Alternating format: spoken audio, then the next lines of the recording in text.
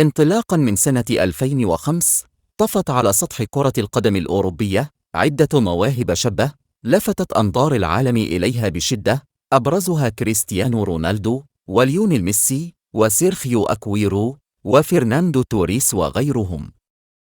مما زاد من شغف اللعبة الأكثر شعبية في العالم، وعلى امتداد السنوات ازداد اهتمام جمهور الساحرة المستديرة باللاعبين الشباب الذين يمتلكون مؤهلات كروية تفوق سنهم. ومع حلول موسم 2007-2008 بزغ نجم شاب إيطالي من أصول غانية يدعى ماريو بالوتيلي، لاعب يبلغ من العمر 17 سنة يتمتع بهيئة بدنية قوية وتسديدات مركزة تجعل حراس المرمى ينظرون إليها بعجز وهي تدخل الشباك. الجميع في أوروبا بدأ يتحدث عن ظهور رونالدو الجديد. ولو كنت نحاتا تحلى الرسامين، ولو كنت مهندسا تعرق المهندسين.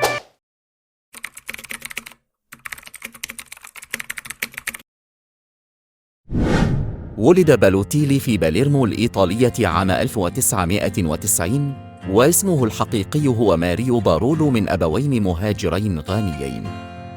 عاش بالوتيلي طفولة صعبة، حيث تبينت إصابته بمرض في الأمعاء منذ ولادته كاد أن يؤدي بحياة الطفل الصغير. بسبب تكلفة العمليات، قرر أبويه منحه لعائلة إيطالية لرعايته لمدة سنة، لكنه بقي معها حتى كبره، ويعتبر ماريو أن فرانشيسكو وسيلفيا بالوتيلي هما والداه الحقيقيان. وغير اسم عائلته إلى بالوتيلي تيمناً بعائلته الجديدة. طفولة بالوتيلي الصعبة انعكست على شخصيته، حيث أصبح شاباً سريع الانفعال وصعب المراس. بعد تدرج بالوتيلي في اللعب لعدة فرق من الدرجة الثانية، أخيراً رصدته أعين إنتر ميلان الإيطالي ليستقدمه الفريق للعب مع الفئات السنية للنادي. سرعان ما تألق بالوتيلي ليحرق المراحل وصولاً للفريق الأول. وبحلول يونيو حزيراً 2007 شارك بالوتيلي مع الفريق الأول لإنتر ميلان في مباراة ودية ضد شيفيلد FC ليسجل هدفين، ومع بداية الدوريات الأوروبية وفي ثاني مبارياته الرسمية تمكن من تسجيل هدفين ضد فريق ريجينا في الدوري الإيطالي، وأحدث ضجة وطنية بعد أدائه الرائع ضد يوفنتوس في مباراة ربع النهائي من كأس إيطاليا. ومع تألق اللاعب سرعان ما بدأت جماهير الفرق المنافسة تعاكسه بقولهم: ليس هناك إيطالي أسود. شخصية اللاعب الانفعالية أدخلته في مشادات مع الجماهير، مما تسبب له في الخروج من أجواء المباريات. فإذا واجه فريق إنتر ميلان وأردت التخلص من خطورة بالوتيلي فقط عاكس. بالإضافة إلى كل هذا، فقد وجدت الصحافة الإيطالية في اللاعب الشاب مادة دسمة لزيادة المشاهدات ومبيعات الصحف بالنظر لشخصيته المثيرة للجدل. توالت الهتافات العنصرية والمقالات، حتى أصبح بالوتيلي يعتبر نفسه شخصاً مستهدفاً في إيطاليا، فأضحى النجم الشاب شخصاً لا يكثرت. في يناير 2009 عاقبه مورينيو لأنه متراخي في التدريبات وقال: لا يمكن لصبي أن يسمح لنفسه بالتدرب أقل من لاعبين مثل فيغو وزانيتي. ومع تراجع مستواه وظهوره في برنامج تلفزي بقميص ميلان العدو اللدود لإنتر في تصرف غريب، وصلت قصة بالوتيلي وإنتر ميلان إلى النهاية. يمكنني كتابة كتاب من 200 صفحة خلال فترتي في إنتر عن علاقتي بماريو، لكن الكتاب لن يكون درامياً، بل سيكون كوميدياً. كانت هذه كلمات من المدرب البرتغالي جوزيه مورينيو. ومثل قبلة حياة، ضمه مدربه السابق في إنتر روبرتو مانشيني إلى مانشستر سيتي في غشت 2010 مقابل 22 مليون يورو. رغم تصرفاته الطائشة، فلا زال البعض يؤمن بموهبة بالوتيلي، وقال عنه مانشيني: أسلوبه في اللعب يتناسب مع الدوري الإنجليزي الممتاز، ولأنه لا يزال صغيراً جداً هناك فرصة كبيرة لتطوره. إنه لاعب قوي ومثير، وسيستمتع عشاق السيتي بمشاهدته.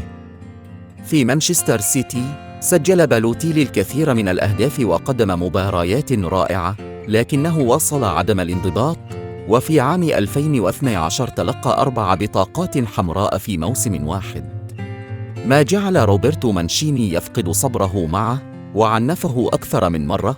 وما زلنا نتذكر مباراة ودية للسيتي في أمريكا وهو يهدر فرصة باستعراض جعلت مانشيني يسحبه فوراً من الملعب. ومن أغرب ما قام به بالوتيلي مع السيتي عبارة "لماذا دائماً أنا؟". بعد هدفه في مرمى مانشستر يونايتد، كما التقطت الكاميرات شجاراً عنيفاً للاعب مع مدربه مانشيني، مما جعل نهاية اللاعب مع السيتي لا مفر منها. وقد افترض العديد من المحللين النفسيين أن التغير الكبير في شخصية اللاعب كان بسبب طفولته الصعبة وتعرضه إلى العديد من المضايقات العنصرية أينما حل وارتحل. قيل أنه محب لإيسي ميلان، وأن انضمامه له في عام 2013 سيكون بمثابة انطلاقته مع الفريق الذي يحبه. لكن بالوتيلي مرة أخرى كان هشاً عقلياً غير محترف بعد دخوله في صراعات مع مختلف جماهير أندية الدوري الإيطالي، فأعطى له ليفربول الفرصة للتعبير عن نفسه بعد رحيل لويس سواريز في موسم 2014-2015.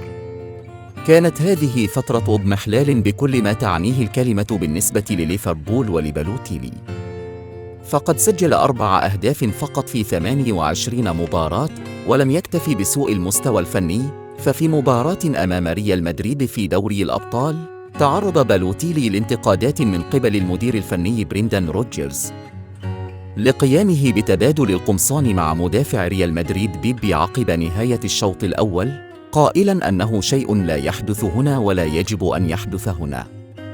عاد مجدداً لإيسي ميلان. بدا من الواضح أن مسيرة بالوتيلي في المستوى الأول لكرة القدم قد ماتت رسمياً بتسجيله هدفاً واحداً في 20 مباراة في فترته الثانية مع الروسونيري. عن بالوتيلي قال بيرلو في كتابه "أنا أفكر أن ألعب" أنه كان يعتقد أن ماريو بإمكانه أن يصبح لاعباً عظيماً، لكن النتيجة مخجلة بكل أسف. وأضاف: بالوتيلي هو مثال حي لكيف يمكن لشخص ما أن يهدر موهبته. نيس الفرنسي: شريان حياة وفرصة مهدرة أخرى. مع نيس استعاد بالوتيلي جزءاً من بريقه، وأنهى موسم 2017-2018 برصيد 18 هدفاً في الدوري و26 هدفاً في جميع المسابقات، ليحصل على استدعاء للمنتخب الإيطالي للمرة الأولى منذ كأس العالم 2014. لكن عادت القصة القديمة ومشاكله مع المدربين مرة أخرى، وهذه المرة مع مدربه في نيس باتريك فييرا، الذي قال عنه ذات مرة: "أحياناً أرغب بضربه في الحائط أو أعلقه من ملابسه، ولكني أتراجع لأنني لست لاعباً، وكل فعل أقوم به سيكون له تأثير وسأندم عليه". لعب بعدها بالوتيلي لمارسيليا ثم نادي بريتشيا، وبعد رواية عنصرية أخرى خاض اللاعب تجربة أخرى في تركيا.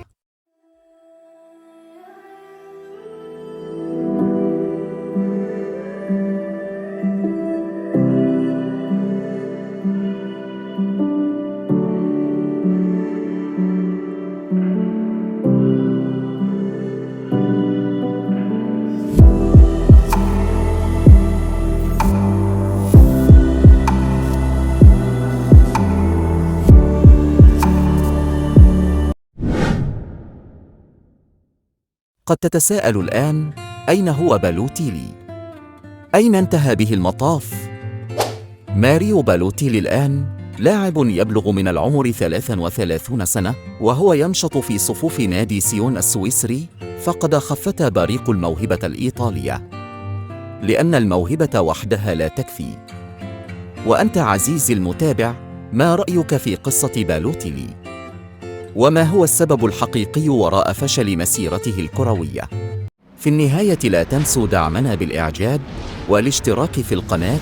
شغفنا واحد وهو كرة القدم. إلى اللقاء في فيديو جديد.